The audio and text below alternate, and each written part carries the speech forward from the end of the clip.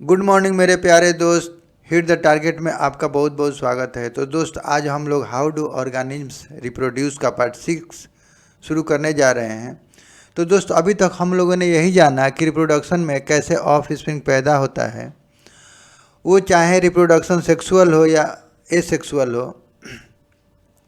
लेकिन आज हम लोग दोस्त बात करने जा रहे हैं कि एक ऑफ स्प्रिंग अपने पेरेंट्स से कैसे सिमिलर होता है और उसमें कौन कौन से ऑर्गेनल्स उसमें इन्वॉल्व होते हैं। तो उसी के बारे में आज हम लोग बात करेंगे। तो दोस्त, जैसे do organism make exact copy of them self, तो कैसे ऑर्गेनिज्म अपना एग्जैक्ट कॉपी बनाता है, यानी अपनी तरह अपना ऑफ स्प्रिंग पैदा करता है। तो उसी के बारे में हम लोग आज बात करेंगे। तो दोस्त, offsprings are similar to parents. कैसे एक ऑफ स्प्रिंग अपने पेरेंट्स से सिमिलर होता है। Child of dog looks dog same is other organisms. तो जैसे एक डॉग का बच्चा डॉग की तरह दिखता है, एक एलिफेंट का बच्चा एलिफेंट की तरह दिखता है, एक कैट का बच्चा कैट की तरह दिखता है, एक ह्यूमन का बच्चा ह्यूमन की तरह दिखता है। तो ऐसे कैसे होता है, तो उसके बारे में हम लोग आज बात करेंगे। Face behaviour of child is similar to parents, और कैसे उनका फेस, उनका बिहेवियर, उनका कैरेक्टर कैसे अपने पेरेंट्स से मिलता जुलता है। तो उसी के बारे में हम लोग देखेंगे। तो दोस्त, आपके सामने एक सेल का स्ट्रक्चर दिया हुआ है। तो ये सेल है, इसके ऊपर वाला भाग ये सेल मेम्ब्रेन है, ठीक है ना। और ये बीच में ये लिक्विड पार्ट है, ये साइटोप्लाज्म है। और एक ये पार्ट जो दिख रहा है दोस्त, तो ये हमारा ये न्यूक्लियस है, ठीक है ना। ये न्यूक्लियस है और इसके अंदर भी एक आपको गोला सा पार्ट दिख रहा है, वो न्यूक्लियोलस है। इसके बीच में दोस्त ये 3 टाइप का स्ट्रक्चर दिख रहा है आपको, ठीक है ना। ये 3 टाइप का स्ट्रक्चर, तो इसको बोलते हैं क्रोमोजोम्स, ठीक है ना। और इसी क्रोमोजोम्स में ये डीएनए होता है, डीएनए मॉलिक्यूल्स होता है, जो ये डिसाइड करता है कि किसी भी एनिमल्स का, किसी भी ऑर्गेनिज्म्स का उसका ऑफ स्प्रिंग कैसे उसी की तरह होगा, कैसे उसके सिमिलर होगा, ठीक है ना। और इसमें सेक्स डिटर्मिनेशन का भी यही क्रोमोजोम्स रिस्पॉन्सिबल होता है, यही डीएनए उसका रिस्पॉन्सिबल होता है।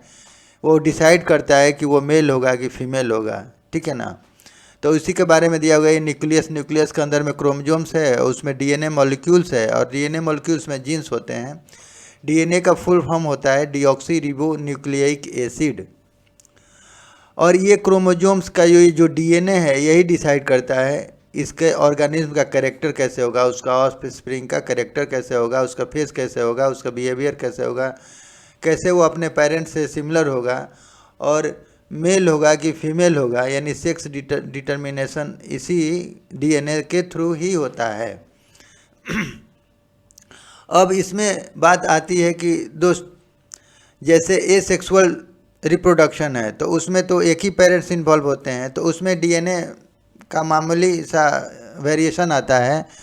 जब उसका कॉपी बनता है डीएनए का, तो उसमें मामूली सा वेरिएशन के चलते उसके ऑफ स्प्रिंग में एक हल्का सा वेरिएशन होगा। लेकिन सेक्सुअल रिप्रोडक्शन में ये मेल और फीमेल दोनों का डीएनए बिल्कुल चेंज हो जाता है, इसमें काफ़ी डिफरेंस हो जाते हैं।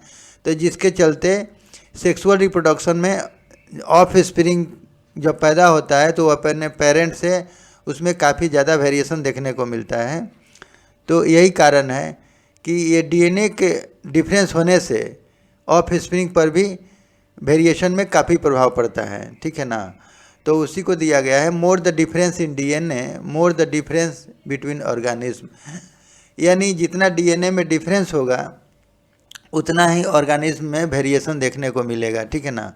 DNA is responsible for any inheritance, और यही डीएनए इनहेरिटेंस करने में, यानी अपना एक कैरेक्टर को अपने पेरेंट्स ऑफ स्प्रिंग में ले जाने के लिए ये डीएनए ही रिस्पॉन्सिबल होता है, ठीक है ना। इसी डीएनए के चलते ही एक ऑर्गेनिज्म का कैरेक्टर उसके ऑफ स्प्रिंग में देखने को मिलता है, ठीक है ना। तो दोस्त अगर इसको हम एक एग्जाम्पल से समझें तो जैसे ये अमीबा है हमारा, तो ये पेरेंट अमीबा है, तो इसमें ये साइटोप्लाज्म है और इसके बीच में एक न्यूक्लियस आपको दिखाई दे रहा है, ये न्यूक्लियस है। तो डिवीज़न के समय दोस्त सबसे पहले इसका न्यूक्लियस का डिवीज़न होता है, ठीक है ना, इसका न्यूक्लियस का डिवीज़न होता है। और जब न्यूक्लियस का डिवीज़न होता है तो इसका जो न्यूक्लियस में ओरिजिनल डीएनए है उसका कॉपी होना इसमें शुरू हो जाता है। और ये कॉपी होने के समय ही ये ओरिजिनल डीएनए से इसमें थोड़ा वेरिएशन आ जाता है। और इसके चलते जब ये अमीबा अपने 2 डॉटर सेल्स में डिवाइड हो रहा है तो इसमें हल्का सा वेरिएशन देखने को मिलता है, ठीक है ना। तो ये जो डीएनए ओरिजिनल डीएनए का जो कॉपी हो रहा है यहाँ पे जो कॉपी हो रहा है तो उसमें थोड़ा वेरिएशन आ जाता है, ठीक है ना। तो इस तरह से धीरे धीरे वेरिएशन ये निरंतर चलते रहता है और इस तरह से वेरिएशन देखने को मिलता है, ठीक है ना। तो इसी को देख लेते हैं, 1 मिनट दोस्त। हाँ, अब इसी लिखा गया है, देखिए, copy of DNA is made of biological reaction. यानी ये जो डीएनए का कॉपी हो रहा है डिवीजन के समय, ठीक है ना, जैसे अमीबा में ही बात करें, अगर अमीबा में जो ये डिवीजन हो रहा है तो ये बायोलॉजिकल रिएक्शन के द्वारा ही ये डीएनए का कॉपी हो रहा है। The copy is to be suppose to be identical to original. अगर ये मान लिया जाए कि अगर बिल्कुल डीएनए सेम है, इसका जो कॉपी हो रहा है यहाँ पे अगर बिल्कुल सेम है, ये पार्ट बिल्कुल सेम है, तो सेम उसका डॉटर अमीबा पैदा होगा, ठीक है ना। अगर थोड़ा भी वेरिएशन होगा तो थोड़ा वेरिएशन हो जाएगा उसमें, अगर ज़्यादा वेरिएशन हो गया तो ड्रास्टिक चेंज हो जाएगा। तो इस तरह से दोस्त the copy is to be suppose to be identical to original, तो बिल्कुल ओरिजिनल की तरह हो जाएगा वो उसका offspring. The copy may be slightly different, अगर थोड़ा सा उसका डीएनए में डिफरेंस आएगा तो उसका ऑफ स्प्रिंग में भी थोड़ा सा वेरिएशन देखने को मिलेगा, ठीक है ना। द न्यू अमीबा यानी daughter amoeba will have slightly different characteristics, और इस तरह से थोड़ा वेरिएशन होने पे उसका जो डॉटर अमीबा है उसमें भी थोड़ा वेरिएशन आ जाएगा, उसके कैरेक्टर में थोड़ा डिफरेंस आ जाएगा, ठीक है ना। Some time copy is drastically different, और कभी कभी क्या होता है कि ड्रास्टिकली डिफरेंट हो जाता है, उसका कॉपी होने में उसके डीएनए में काफ़ी डिफरेंस हो जाता है। तो इस तरह से ये देखा जाता है कि उसके डॉटर सेल में भी पेरेंट से काफ़ी डिफरेंस उसका बिहेवियर हो जाता है, उसका कैरेक्टर हो जाता है, तो उसमें सर्वाइव करने का प्रॉब्लम आ जाता है उसमें इंडिविजुअली। तो अब देखेंगे कि वेरिएशन से क्या फ़ायदा है और क्या नुकसान है। देखिए, variation is imported very long survival of species. किसी भी स्पेसीज को एक लॉन्ग सर्वाइवल के लिए उसमें वेरिएशन होना बहुत ज़रूरी है, ठीक है ना। जैसे हाँ ये मानते हैं कि इंडिविजुअली उसको प्रॉब्लम होगा, ठीक है ना, लेकिन ये लॉन्ग सर्वाइवल के लिए बहुत ज़रूरी है, ठीक है ना। तो वही लिखा है कि वेरिएशन में not be good for him. तो इस तरह से अगर उसमें वेरिएशन हो रहा है तो मान सकते हैं कि इंडिविजुअली उसमें दिक्कत है, होगा, उसको फेस करना पड़ जाएगा काफ़ी समस्या का, लेकिन कहीं ना कहीं इसका काफ़ी इम्पोर्टेंस भी है। Asexual reproduction very less variation. तो जैसा हमने ऊपर बात किया कि एसेक्सुअल रिप्रोडक्शन में चूँकि एक पेरेंट इन्वॉल्व होते हैं इसलिए डीएनए में माइनर सा वेरिएशन देखने को मिलता है, जबकि सेक्सुअल रिप्रोडक्शन में ये चूँकि मेल और फीमेल ये दोनों का डिफरेंट डीएनए हो जाता है, तो ये डीएनए डिफरेंट होने से दोस्त इसमें इसके ऑफ स्प्रिंग में काफ़ी डिफरेंस देखने को मिलता है, ठीक है ना। तो more variation are compare to asexual difference. Asexual organism के रिस्पेक्ट में सेक्सुअल रिप्रोडक्शन के ऑर्गेनिज्म में काफ़ी वेरिएशन देखने को मिलता है, ठीक है ना। तो इसी चीज़ को लिखा है, more variation in sexual is better as it ensure more chances of longer survival. और इस तरह से मोर वेरिएशन होने के द्वारा ही इसके किसी भी ऑर्गेनिज्म के लॉन्ग सर्वाइवल के काफ़ी चांसेस बढ़ जाते हैं, ठीक है ना। तो अब जैसे यहाँ दिखाया गया है कि ये मेल है एक फीमेल है, ये सेक्सुअल रिप्रोडक्शन की बात हो रही है, तो इसमें चूँकि काफ़ी डिफरेंस आ जाता है, इसलिए जब इनका फ्यूज़न होता है और जब इसमें डीएनए का ट्रांसफ़र होता है तो दोस्त इसके डीएनए में काफ़ी डिफरेंस हो जाता है, मिलता है, काफ़ी वेरिएशन देखने को मिलता है। तो इस तरह से हम देखते हैं कि अगर डीएनए के डिफरेंस होने से काफ़ी वेरिएशन देखने को मिलता है। अगर डीएनए में माइनरी चेंजिंग होता है, वेरिएशन होता है, तो उसके ऑफ स्प्रिंग में भी माइनर से वेरिएशन होता है। अच्छा, अब अगर हम बात करें दोस्त कि ये वेरिएशन क्यों इम्पोर्टेंट है, तो अगर हम मान लें, जैसे अगर हम अमीबा की ही बात कर लें, तो दोस्त अगर ये हमारा जैसे अर्थ है, ठीक है ना, तो अगर ये हमारा अर्थ है और इस पर अगर किसी नेचुरल क्लामिटीज़ के द्वारा अगर सपोज किया जाए कि इसमें काफ़ी हॉट हो गया ये, ठीक है ना, तो ये वेरी हॉट हो गया, ठीक है ना। अब इतना इस पर गर्मी हो गया कि इसमें सारा ये अमीबा पड़ा हुआ है। अब क्या होगा ये कि ये अमीबा अगर उसको सर्वाइव, उस हॉट को सर्वाइव कर लिए तब तो ये लाइव रहेंगे, ठीक है ना। अगर सोच लीजिए अगर ये सर्वाइव नहीं किए तो ये सारे के सारे मर जाएंगे, यानी इनका स्पेसीज ही ख़त्म हो जाएगा। तो हमने क्या माना कि यहाँ कोई वेरिएशन नहीं है, सभी अमीबा एक ही तरह है, उनका कैपेसिटी एक है, उनको गर्मी सहने की ताकत सब सेम है, ठीक है ना, हॉट बियर करने का कैपेबिलिटी सेम है, तो या तो जिंदा रहेंगे या मर जाएंगे। लेकिन अगर इसमें वेरिएशन होता है, अगर इनमें थोड़ा ही वेरिएशन होता है, तो ज़्यादा हॉट होने से क्या होगा कि कुछ अमीबा तो मर जाएंगे लेकिन कुछ उस गर्मी को झेल पाएंगे जिससे वो ज़िंदा रहेंगे, और यहाँ जो कुछ भी अगर बच गया तो फिर अपना रिप्रोडक्शन के द्वारा अपना स्पेसीज फिर आगे बरकरार कर सकता है, ठीक है ना। तो इसीलिए ये लॉन्गर सर्वाइवल के लिए वेरिएशन बहुत ही ज़रूरी है, ठीक है ना, किसी भी ऑर्गेनिज्म के लिए, ठीक है। तो ये वेरिएशन काफ़ी इम्पोर्टेंट है, तो इसी को लिखा गया है। देखिए जैसे डिफरेंस इन डीएनए होने से भी ये वेरिएशन देखने को मिलता है। More variation in sexual reproduction comes due to involvement of two parents. अब चूँकि सेक्सुअल रिप्रोडक्शन में दो पेरेंट्स इन्वॉल्व होते हैं और दोनों का डीएनए डिफरेंस होता है, तो उनके ऑफ स्प्रिंग में काफ़ी डिफरेंस देखने को मिलता है, ठीक है ना। अब जैसे हम बात करें why number of DNA does not increase in sexual और रिप्रोडक्शन ऑर्गेनिज्म। तो आज हम बात करेंगे कि ये डीएनए का नंबर क्यों नहीं इंक्रीज करता है, ठीक है ना। किसी भी ऑर्गेनिज्म में सेम डीएनए नंबर होता है, यानी 23 पेयर्स हम बात करें तो दोस्त 23 पेयर्स डीएनए यानी 46 होता है। जैसे मेल में अगर बात करें तो मेल में भी 23 पेयर्स होता है, फीमेल में भी। तो किसी भी मेल की अगर हम बात करें तो उसमें 23 पेयर्स डीएनए होगा, ठीक है ना, 23 पेयर क्रोमोजोम्स होंगे, ठीक है ना। तो उसमें देखिए अब अगर हम बात करें दोस्त, ये स्पर्म है, ये मेल गैमेट है, और ये ईग है, ये हमारा फीमेल गैमेट है, ठीक है ना। तो चूँकि मेल में भी 23 पेयर्स हैं और फीमेल में भी दोस्त 23 पेयर्स हैं, ठीक है ना, यानी 46, यानी अगर हम बोल रहे हैं तो 46 और ये भी 46, ठीक है। लेकिन रिप्रोडक्शन के दौरान केवल 1 पेयर ही क्रोमोजोम्स दोनों में इन्वॉल्व होते हैं, ठीक है ना।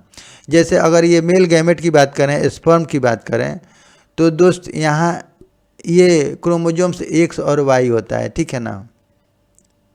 ये जो डीएनए है इसका एक्स और वाई होता है, एक्स क्रोमोजोम्स, तो इसमें एक पेयर ही इन्वॉल्व होगा, जबकि ईग में ये एक्स होता है, ठीक है ना। तो जब अगर एक्स क्रोमोजोम्स अगर ईग के साथ ये फर्टिलाइज करता है तो ये फर्दर एक्स ही क्रोमोजोम्स बनाएगा, पेयर लेगा, ठीक है ना। तो वहाँ पे एक ये फीमेल बेबी का बर्थ होगा, ठीक है ना। अगर स्पर्म में यानी मेल गैमेट में अगर ये वाई क्रोमोजोम्स ये ईग के साथ फर्टिलाइज करता है, ठीक है ना। तो वहाँ पे ये XY का एक पेयर बनाएगा और ये मेल बेबी को बर्थ देगा, ठीक है ना, मेल बेबी को। तो हमें ये याद रखना है हमेशा कि ये जो 1 पेयर क्रोमोसोम्स रिप्रोडक्शन में भाग ले रहे हैं तो ये मेल गैमेट में XY होते हैं, ठीक है ना। ये मेल में XY होते हैं जबकि फीमेल में XX होता है। अगर मेल गैमेट का X क्रोमोसोम्स अगर फीमेल गैमेट यानी E के साथ फर्टिलाइज करता है तो उस समय एक ही कंडीशन उत्पन्न होगा, उसमें XX ही आएगा और ये XX से ये फीमेल बेबी का बर्थ होगा, ठीक है ना। जबकि अगर स्पर्म में मेल गैमेट में अगर Y क्रोमोसोम्स ये E के साथ फर्टिलाइज करता है तो ये XY देगा और ये XY का मतलब है कि ये मेल बेबी को बर्थ देगा, ठीक है ना। तो यहाँ पे ये दिखाया गया मेल बेबी का बर्न हुआ है। तो यहाँ पे दोस्त फिगर में ये Y क्रोमोसोम्स E के साथ फर्टिलाइज हुआ है और इस तरह से XY बना है, XY बोलिए या YX बोलिए, ठीक है ना। तो उस तरह से वो मेल बेबी का बर्न हुआ है। और यहाँ पे चूँकि इस स्पर्म में इस मेल गैमेट में ये X क्रोमोसोम्स है और ये XX के E के साथ फर्टिलाइज हुआ है और इस तरह से XX का फॉर्मेशन हुआ E में DNA में और इस तरह से ये फीमेल बेबी का ये बर्थ हुआ है, ठीक है ना। अब बात आती है दोस्त कि ये इंक्रीज को नहीं करता है ये DNA। तो DNA इंक्रीज, क्योंकि DNA इंक्रीज कर जाना चाहिए लेकिन DNA इंक्रीज नहीं करता है। तो इसका कारण ये है कि हमने जैसे जाना कि मेल में 23 पेयर्स होता है, फीमेल में भी इतना ही होता है, ठीक है ना। लेकिन ये रिप्रोडक्शन के दौरान जब ये फर्टिलाइज करता है स्पर्म के साथ ई का और जब मेल गैमेट से फीमेल गैमेट में जब DNA का ट्रांसफ़र होता है, दोनों मिलते हैं, तो ये रिप्रोडक्शन के दौरान ये क्रोमोसोम्स ये मेल से X/2 ही जाएगा। यानी अगर हम मान लें जैसे 46 है तो ये 46 है, तो ये रिप्रोडक्शन के दौरान ये केवल 23, तो ये 23 DNA ही ट्रांसफ़र होगा ये फीमेल से और 23 DNA ये ट्रांसफ़र होगा ये मेल से और ये जो ऑफ स्प्रिंग है इसमें अब 46 DNA आ जाएगा, ठीक है ना। तो इस तरह से ये 23 पेयर भी बोल सकते हैं इसको।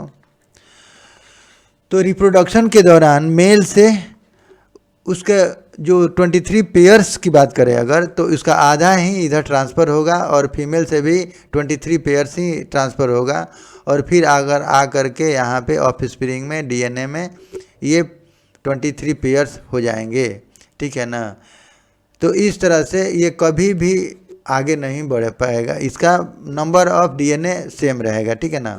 अगर ये फर्दर फिर अगर ये रिप्रोडक्शन करता है ऑफ स्प्रिंग, तो जैसे ये फिर यहाँ पे ये 46 हो गया, तो ये फर्दर जब फिर ये आपस में फ्यूज करेगा अगर इसका रिप्रोडक्शन के दौरान, तो यहाँ से 23 ही ट्रांसफ़र होगा, ठीक है ना। यहाँ से भी 23 DNA ही यहाँ से ट्रांसफ़र होगा और फिर यहाँ के 46 हो जाएगा, ठीक है ना।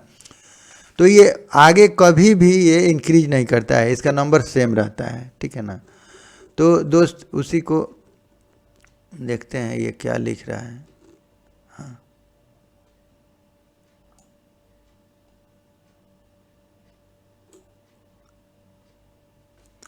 ओनली 1 पेयर क्रोमोसोम्स मेल और female take part in reproduction and decide male baby और female baby is known as sex chromosomes. यानी रिप्रोडक्शन के दौरान ये केवल एक पेयर ही क्रोमोसोम्स रिप्रोडक्शन में पार्टिसिपेट करते हैं और वो ये डिसाइड करते हैं कि मेल बेबी का बर्न होगा या फीमेल बेबी का बर्न, ठीक है ना। तो जैसे हमने ऊपर अभी डिस्कस किया था। ओके, अब दोस्त एक हम बात करते हैं, अभी हम बात करेंगे वुमेन्स हेल्थ ड्यूरिंग प्रेगनेंसी। यानी प्रेगनेंसी के दौरान एक वुमेन्स को अपने हेल्थ का कितना केयर रखना चाहिए और अपने ऑफ स्प्रिंग के लिए भी उसे कितना अपना केयर करना चाहिए, उसी के बारे में हम लोग बात करेंगे। देखिए तो दोस्त यहाँ पे lack of proper nutrition and stress during pregnancy are major cause of ill health of women। यानी एक प्रेग्नेंट वुमेन के लिए स्ट्रेस होना ये उसके इल हेल्थ के लिए बहुत ज़्यादा कारण बन सकता है, ठीक है ना। तो हमेशा एक प्रेग्नेंट वुमेन को इस स्ट्रेस से बचना चाहिए, ठीक है ना। और उसे प्रॉपर न्यूट्रिशन की ज़रूरत होती है, उसे प्रॉपर न्यूट्रिशन का ख्याल रखना चाहिए। She must be provided highly nutrition, उसको हाईली न्यूट्रिशन प्रोवाइड होना चाहिए और इजीली डाइजेस्टेबल फूड, और ऐसा फूड होना चाहिए जो इजीली डाइजेस्ट हो जाए, ठीक है ना। तो ये सारे प्रिकॉशन रखना चाहिए। She must be kept free from stress, उसको स्ट्रेस से अलग होना चाहिए। फैमिली डिस्प्यूट्स और फाइनेंशियल प्रॉब्लम, यानी किसी प्रकार के फाइनेंशियल प्रॉब्लम्स या फैमिली डिस्प्यूट्स और मतलब स्ट्रेस, किसी प्रकार के स्ट्रेस से उसे बचना चाहिए, ठीक है ना। Therefore some precautions must be taken during pregnancy, तो इसीलिए ये कुछ प्रिकॉशंस प्रेगनेंसी के दौरान लेने की ज़रूरत होती है, जो नीचे दिया हुआ है एक प्रेग्नेंट लेडीज़ को। तो इसमें पहला है, ये पहला प्रिकॉशंस है, should not be taken heavy dose of any medicine which are not allowed during pregnancy. यानी किसी भी प्रेग्नेंट लेडीज़ को किसी भी मेडिसिन का हेवी डोज नहीं लेना चाहिए जो प्रेगनेंसी के दौरान अलाउड नहीं है। यानी उसे किसी भी मेडिसिन का यूज़ हमेशा अपने अच्छे डॉक्टर के सलाह से ही लेना चाहिए, एडवाइस से ही लेना चाहिए, ठीक है ना। Cigarette smoking drinking cause harmful effect of foetus, यानी प्रेगनेंसी के दौरान सिगरेट स्मोकिंग करना, ड्रिंकिंग करना, ये फेटस के लिए हार्मफुल इफेक्ट हो सकता है। तो इसलिए एक प्रेग्नेंट लेडी को स्मोकिंग और ड्रिंकिंग से बचना चाहिए, ठीक है ना। The number of births should be limited and proper spacing between two children should be maintain, यानी number of birth should be limited, यानी नंबर ऑफ बर्थ लिमिट होना चाहिए, ठीक है ना। बच्चे का ऑफ स्प्रिंग का अगर बर्थ है तो उसका नंबर डिसाइड होना चाहिए। And proper spacing between two children, और दो बच्चों के बीच एक अच्छी खासी गैपिंग होनी चाहिए, ठीक है ना। इस चीज़ को मेंटेन करना चाहिए। और नंबर ऑफ़ चिल्ड्रेन का भी लिमिटेशन होना चाहिए, जैसे कि हम लोग जानते हैं हम दो हमारे दो, ठीक है ना, तो उसका पालन करना चाहिए। और दो बच्चों के बीच एक प्रॉपर गैप होना बहुत ज़रूरी है, ठीक है ना। Sufficient and balance nutrition must be provided to pregnant and lactating women, यानी एक प्रेग्नेंट लेडीज़ को या वो मदर जो अपने बच्चे को दूध पिला रही है, ठीक है ना, तो उसके प्रॉपर न्यूट्रिशन का और प्रॉपर केयर का प्रॉपर मेडिकल केयर रखना बहुत ज़रूरी है। और उनको अच्छा फूड मिलना ज़रूरी है, न्यूट्रिएंट्स प्रोवाइड होना चाहिए ताकि उनके फेटस डेवलपमेंट में कोई प्रॉब्लम ना हो, ठीक है ना। तो ये सारे प्रिकॉशंस हैं जो प्रेगनेंसी के दौरान एक वुमेन को अपना पूरा ख्याल रखना चाहिए और लेना ज़रूरी है, ठीक है ना। तो दोस्त आज हम लोगों ने काफ़ी सारी बातें की।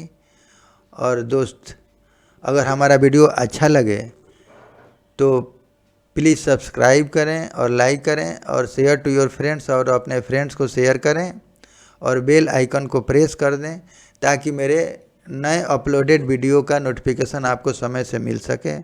और दोस्त वीडियो देखने के लिए आपका बहुत बहुत धन्यवाद। तो दोस्त आज के लिए बस इतना ही। Thank you.